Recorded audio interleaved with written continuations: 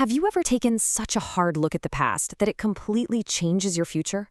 Well, that's exactly what we're diving into today. It's an incredible story about an entire nation that, right after huge success, stopped everything to look themselves in the mirror. And what they saw, well, it wasn't pretty. But it led them to do something truly radical: make a legally binding promise, signed and sealed, to rewrite their story. So the scene opens, and it is incredibly heavy. I mean, this is not a party. The people are fasting. They're wearing sackcloth, which is this super rough, uncomfortable fabric, and they've got dirt on their heads. This is the ancient world's way of showing complete and utter brokenness. It's a posture of deep, deep mourning. And you just have to ask, what on earth could bring an entire nation to a moment like this? Get this, for 3 straight hours, they just stood there and listened to the reading of the law. And then, for another 3 hours, they confessed all their failures, and they worshiped. We're talking about a 6-hour marathon of reflection. And all of this builds up to one of the longest prayers in the entire Bible, which, as you'll see, is less about asking for things and more like a brutally honest history lesson. Now, what's really fascinating is how this prayer starts. They don't jump in with a list of "I'm sorries" or "please helps." No. The very first thing they do is establish the character of God.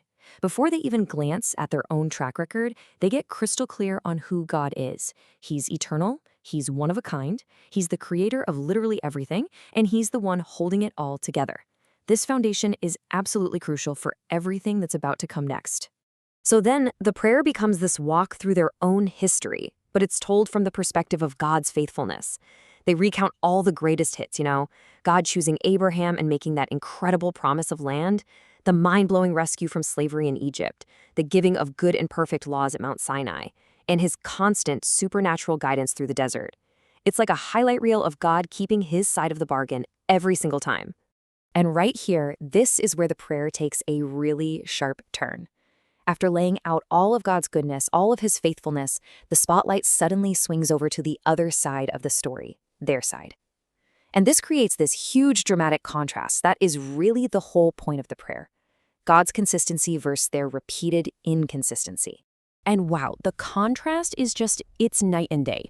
On one side, you've got God miraculously providing food from the sky, water from a rock, and promising them this amazing home. And on the other side, what's their response? Arrogance, stubbornness. The text says they stiffened their neck, which is this incredible picture of just refusing to listen or obey. And the real kicker is that this wasn't a one-time thing. Oh no, this was the start of a very long, very destructive pattern. To really get your head around the seriousness of their rebellion, just think about the whole golden calf incident. They had just made a covenant with God. I mean, it was like saying "I do" at the altar. And almost immediately, they turn around and start worshiping an idol they picked up back in Egypt. One scholar put it this way, and it's a shocking image: the betrayal was like being unfaithful on your wedding night. That's how deep and personal this sin was. So as they're praying through their history, they start to see it wasn't just a random series of events. It was a predictable, destructive loop, sometimes called the cycle of apostasy. It went like this: the people would sin, then God would allow them to be oppressed by their enemies. Then, in their misery, they'd cry out for help. And God, in his incredible mercy, would send someone to rescue them. But as soon as things were good again, the cycle would start all over. And this realization brings them right up to their present moment. They've laid it all out on the table: God's constant goodness on one side and their constant failure on the other. So what do you do with that? What do you do when you're faced with the undeniable, repeating pattern of your own mistakes? You can't just say, "Oops, sorry," and hope this time will be different. They knew they needed to do something else entirely. And their solution was to go beyond just words. They decided to create a new, formal, written agreement.